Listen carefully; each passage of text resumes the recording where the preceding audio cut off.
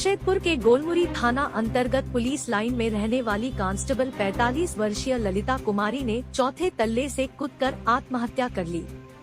घटना के बाद परिजन उसे तत्काल टीएमएच ले गए, जहां इलाज के क्रम में है उसकी मृत्यु हो गई।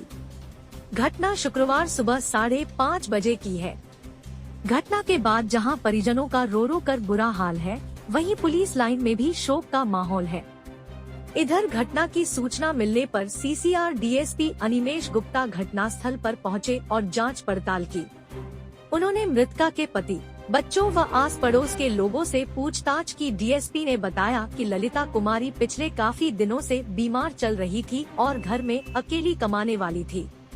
पति नशे का आदी है, जिस कारण अक्सर घर में विवाद होता था।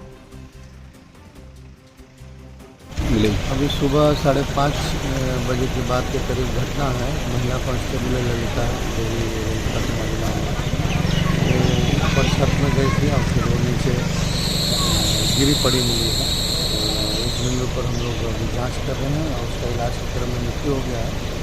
तो इस संबंध में हम लोग सभी पर पहलू पर जाँच करके आवश्यक कार्रवाई करेंगे। तो परिजन सब उसके हस्बैंड, बेटी, लड़का सब साथ में ही रहता था। सभी बिंदुओं पर हम लोग जाँच कर रहे हैं कि घटना कैसे। ठीक है।